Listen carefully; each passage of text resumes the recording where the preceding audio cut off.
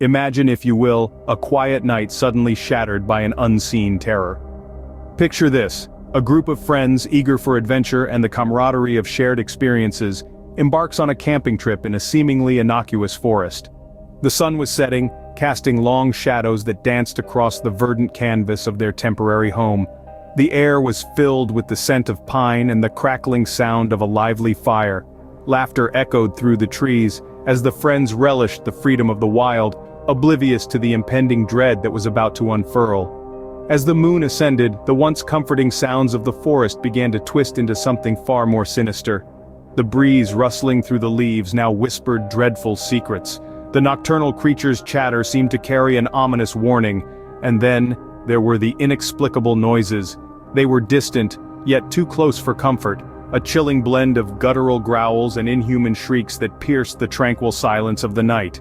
The friends tried to brush off their growing unease, attributing the sounds to the unfamiliarity of the wilderness. But then, they started finding strange objects around their campsite. A gnarled stick carved with cryptic symbols. A ragged doll with glassy eyes that seemed to follow you wherever you moved. A weathered journal, its pages filled with frantic scribblings about an entity that lurked in the forest. The jovial atmosphere that once permeated their camp was now replaced by a palpable tension.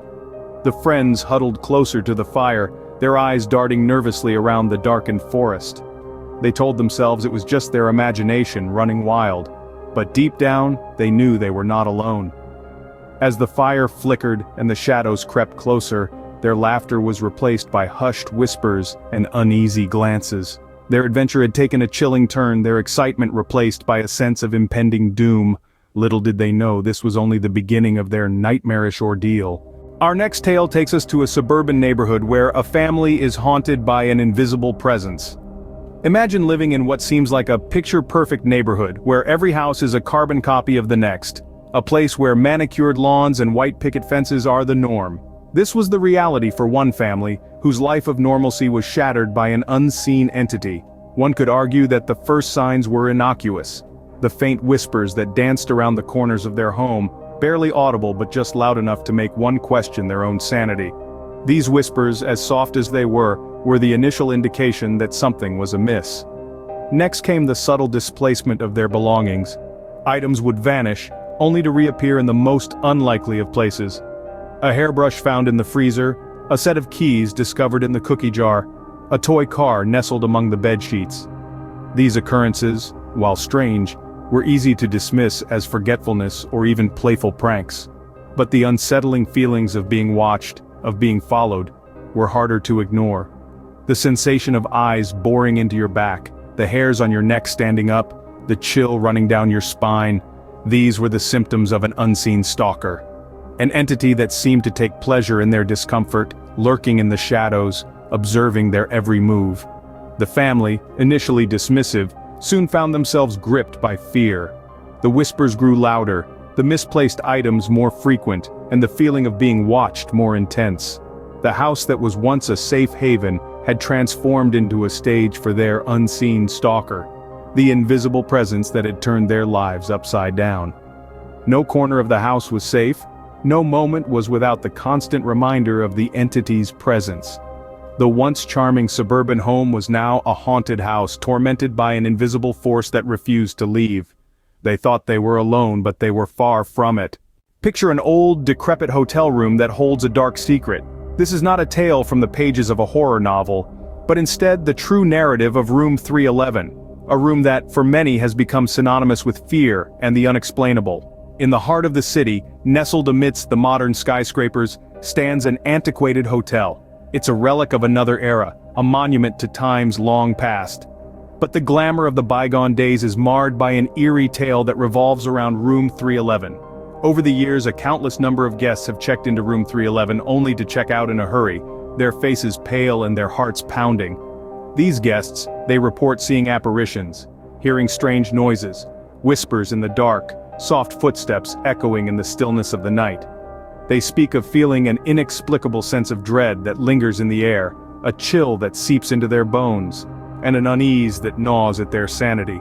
Some say they've seen a woman in a white dress, her face obscured by a veil of sorrow. Others recount hearing a mournful lullaby, a melody that seems to come from nowhere and everywhere at once. Even the bravest souls admit to feeling watched, as if unseen eyes are constantly observing them. Each account is a chilling testament to the haunting of room 311. It's as if the room is alive, pulsating with an energy that defies explanation.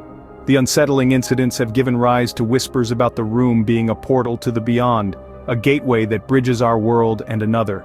Skeptics may dismiss these accounts as mere coincidences or the products of overactive imaginations. But those who have experienced the terror of room 311 know that it is all too real. They know that there is something in that room, something that doesn't belong in our realm. Room 311 was not just another room, it was a portal to the beyond. In our next story, a man encounters a ghostly figure that refuses to leave him be. A chill of dread hung in the air, a portent of the terror that was to ensue. Picture this: a man, ordinary in every sense, starts to see a figure, spectral and eerie, in the confines of his home. A figure that seemed to defy the laws of nature. A figure that didn't belong in the realm of the living. At first, it was merely a flicker in the corner of his eye, a shadow that danced away as soon as he turned to face it. But as days turned into weeks, the figure started to materialize more vividly. It would appear at odd hours, in the dead of the night, or at the crack of dawn, always watching him, never speaking. Its silent gaze was ever present, a constant reminder of its otherworldly existence. The man's life, once filled with the humdrum of everyday routine, was now a living nightmare. Every creak of the floorboards, every rustle of the curtains, every whisper of the wind seemed to echo the presence of the ghostly figure. His home, once his sanctuary, now felt like a haunted prison. And as this terrifying reality took hold, the man's sanity began to crumble. He grappled with the fear, the paranoia, the knowledge that he was being watched by a presence he couldn't understand, couldn't explain. He tried to seek help, to share his terrifying experience, but who would believe such a tale? Who would believe that a man could be haunted by a specter in his own home? In his desperation, he tried to confront the figure, to demand answers, to beg for an end to his torment. But the figure remained silent, its gaze unflinching, its presence unwavering. It was a haunting reminder that he was never alone, even when he wanted to be. This was his reality, a chilling testament to the unknown, the unexplainable. He was never alone, even when he wanted to be. Our final tale is of an artifact that brings nothing but despair to those who possess it. This artifact is no ordinary trinket, but an antique mirror, steeped in history and shrouded in mystery. Its story begins when a man, oblivious of its cursed past, brings it into his home. The mirror, ornate and alluring, was not just a reflective surface but a window to a world of horrors. As the man gazed into it, he began to see not just his reflection but disturbing images that seemed to materialize from nowhere. These were not mere illusions, but terrifying apparitions that began to haunt his waking hours. The man's life, once peaceful, was soon plagued by a string of bad luck. Misfortune followed him like a shadow, turning his life upside down. His once calm existence spiraled into chaos, as if the mirror was casting a dark spell over him. As the days turned into weeks, the man began to connect the dots. He realized that his life started spiraling out of control ever since the mirror came into his possession. A chilling realization dawned upon him. The mirror was not just an artifact, but a cursed entity. Despair washed over him as he understood the magnitude of his situation. He was now the bearer of a cursed artifact, an object that was not just reflecting his image, but was a harbinger of his doom. The mirror, with its eerie images and relentless curse, had become the puppeteer, pulling the strings of his life, driving him towards an abyss of despair. And so our tale of the cursed artifact comes to a chilling conclusion, a tale that serves as a stark reminder of the perils of dabbling with the unknown. The mirror wasn't just reflecting his image, it was reflecting his doom.